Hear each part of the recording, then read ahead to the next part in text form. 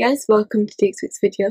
Today I thought I would start off my month of year roundups by talking about my favourite books of the year. So these are books not necessarily come out this year, but are books that I've read during 2014 and have really enjoyed. As you can see, I like reading, so I hope this will inspire you guys to maybe read, or if you like reading, find something that you haven't read before. And the first thing that I'm going to talk about is a trilogy, and it's the Divergent trilogy. And I think this is one of the things that really kick-started my back to reading vibe in 2014. I read this after watching the film, and I still really enjoyed it. I was really gripped and really hooked. It's written by Veronica Roth, and the book is set in a dystopian world, which is a kind of fantasy world where the people are placed in different fractions, similar to the Hunger Games, but in this one the fractions are based on the types of personality you have. So if you're kind, you belong to this sort of group, and it's really a nice way of looking at society and human race in general, how we need different personalities rather than just one quality to make up who we are. But also just the characters, I fell in love with the lead characters as well as the kind of sub-characters in there who make the story just as good. Veronica Roth did a really good job at describing the world that she wanted to create. I felt like I was in there with them whilst they were taking the journey, and yeah, it's a book that I really enjoyed reading. The second film is actually coming out soon, so definitely try and get your hands on this before that comes out if you can. I got my book from the works. This whole set was about £10. I'm not sure if they still sell it, but if they do, I'll leave a link in the description bar for it down below. And then the next book that I'm going to talk about is called Masquerade, and it's by Melissa de la Cruz. And this is part of a trilogy, but I wanted to kind of highlight the second book because this was mainly where I became entrapped with the series and the characters, as opposed to the first book, which more kind of set the tone and set the area of the novel. And this one is about a girl called Shula Van Alen, who is in modern New York, but she finds out that she belongs to a line of vampires, and it mixes in the past with the present, and it mixes kind of the vampire world, not in the kind of Twilight sense, more like along the lines of Buffy and Angel, which are kind of my vampire stories that I enjoy reading, as opposed to the kind of Vampire Diaries books, although I do love the show.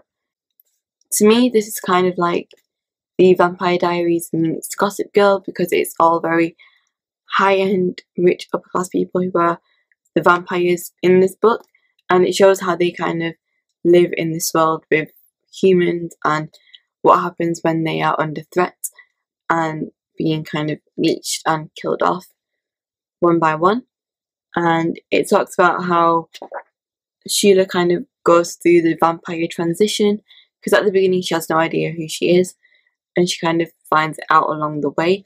Melissa de la Cruz is a really good writer for this genre, I think, because it's quite hard to mix the past and the present in a completely fictional way, the way that she does, bringing, you know, memories back from 1950s and using her knowledge of that to bring it into the modern world.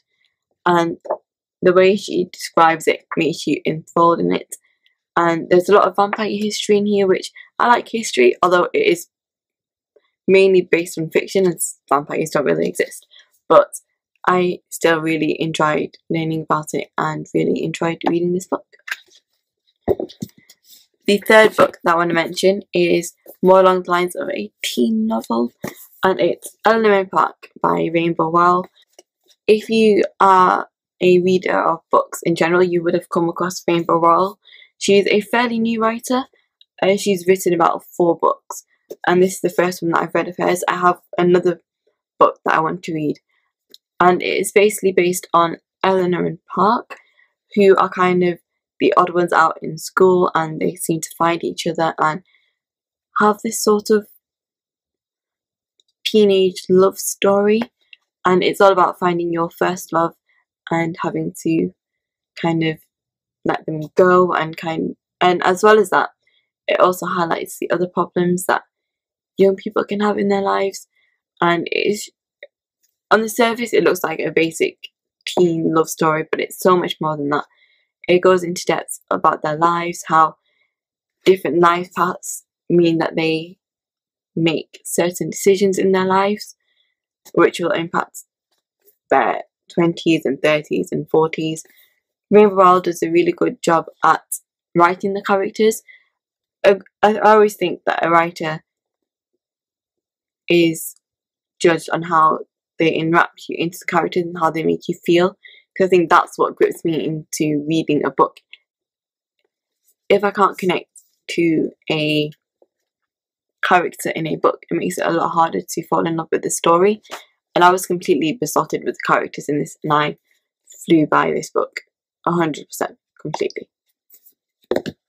Speaking of being enthralled into a world, the next favourite is not a 2014 favourite. I'm slightly cheating here.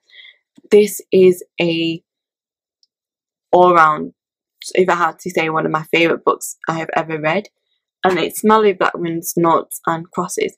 I read this first when I was about 15, and I still talk about it, and whenever anyone asks me what book to read, this is definitely one that I talk about and I mention straight away, because it's that good. It covers so many topics. And Malorie Blackman is known for writing other books, but this isn't one of her most well-known books, I don't think. A lot of people don't seem to have known about it.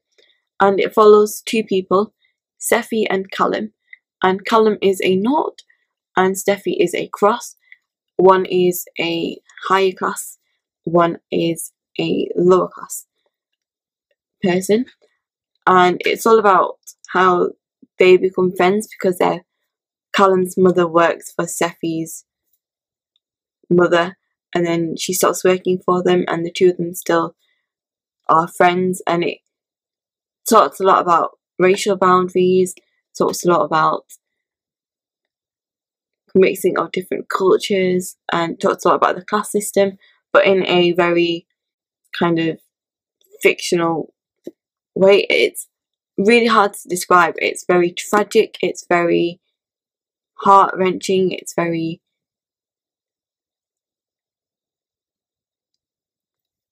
just grips you. It really just grips you into the story. You feel every inch of the feelings that the characters are feeling when they're sad, when their lives are being ripped apart, when they're having the best time of their life.